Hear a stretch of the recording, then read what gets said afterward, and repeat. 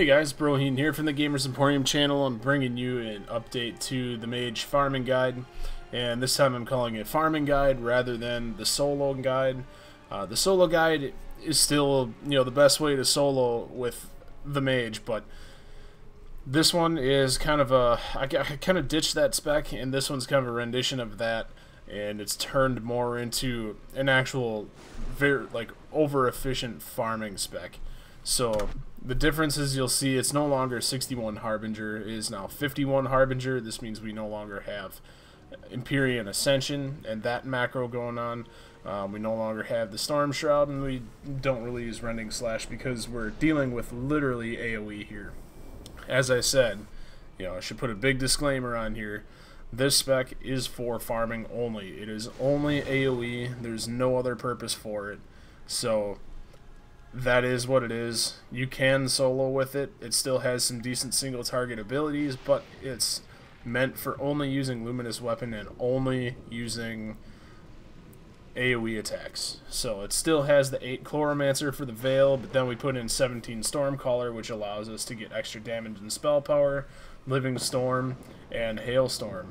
So I'll post a Magello link for this. You guys can grab everything you need out of there. I'm going to go through some macros here. Now, you'll see all my old macros. I still use the same alt AoE macro. I still have the single target macro, same thing.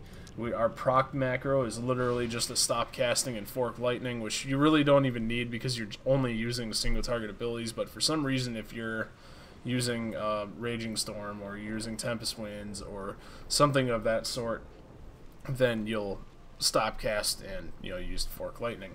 So, and then we still have our dots macro for Piercing Beam and Blazing Light, and that's about it. So we buff up Eldritch Armor, Life-Giving Veil, use my Mystic's Crystal. Make sure you pull out your Luminous Weapon. That's the only weapon you'll need. So we're going to go up to my favorite farming spot. And now the biggest way the macro changed was in the AoE macro, we have an at GTA East Hailstorm. So it really makes the farming fast. Now we're at my favorite farming spot for Empyrean Silk, I think which pretty much the place where I've done all my soloing or farming videos. So basically what we do is we use the dots. It has a range of 30 meters, and it's Blazing Light is the one that casts out 30 meters. So you can ignore Piercing Beam for now. You don't even need Piercing Beam for this because it's too much of a pain for AoE. But so use your Blazing Light to pull enemies in, to get their attention, start some aggro on them for the ones that are pretty far out.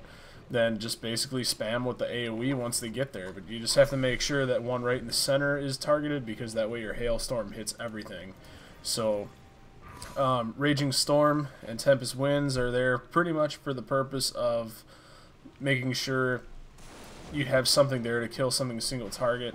You can pull with Living Storm as well, but Blazing Light, when that enemy is hit with the Luminous Weapon, it actually spreads it to all the enemies. So you want to pull with that, and then after everybody's together, hit them with a Living Storm, and then start using the AoE spam. Anything else that's on the bar is pretty much just extra. You really don't need it, so not a big deal. So we're going to run up here, we're going to get everybody's attention. We're going to pull this guy and this guy with our Blazing Light. We're going to target one in the middle, and we're already just going to spam this macro. Man, look how fast they went down. 9 Empyrean Silk out of that. This place is spectacular for farming silk. Last video I did, it didn't really do me justice. The drop rates were really bad. There's lots of bots out here. It just sucked. So yeah, the charge management with this spec, because Hailstorm now costs charge to use. So, wow, that was some pretty bad RNG there. But Hailstorm uses, charge on cast. So the spec's charge is very well maintained all by itself. So, and if you're ever fighting anything, anything with more health, then you can use your proc to cast your, let's fix that quick. You can use your proc to cast Fork Lightning.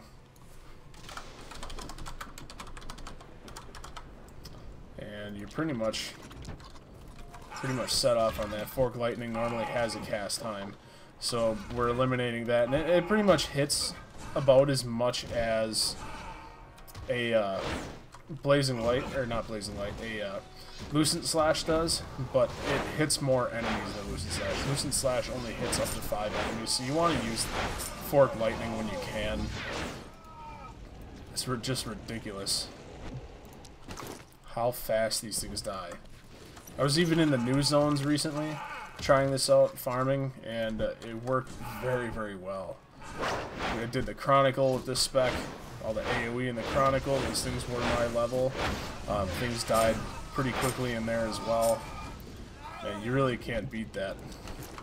So, but yeah, if you guys have any questions, I wanted to make this video as short and sweet as possible. If you have any questions about it, please leave a comment. I think I pretty much covered everything. You didn't see me use anything like Living Storm, but things just die so fast out here when you're farming with this spec that you don't even need it. So it's up to you if you use it or not, but just remember, you know, pull things in, you know, get their attention from range with Blazing Light, then make sure you're hitting Lucent Slash, that AoE macro non-stop.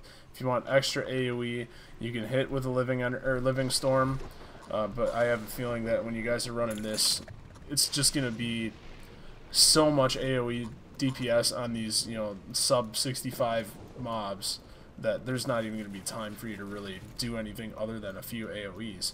So especially with Hailstorm in there doing that constant damage to every single one of them, it really works a lot better from what it used to be. So, but that's all I have for you today. So next week, hopefully upcoming, I will be posting a Necromancer guide. I watched a couple videos on it. It seems like the common guide out there is actually one that I found on Intim's channel. He doesn't take credit for it. It's not his, but it's one that's up on the forums, and the name of who it is escapes me, but I will find that information out and post in the video when that time comes. So be prepared for some Necromancer next week, because Necromancer, the biggest thing about it is being able to purge with it. So, and it still does some decent DPS. So ran a couple dungeons, did about between 30 to 40k with it, and the AoE pulls are just insane with Master's Rage. So alright guys, well thanks for watching, and as I said, any questions, please leave a comment. I'll answer them as best I can, and you know, like, subscribe to the channel. Thanks guys.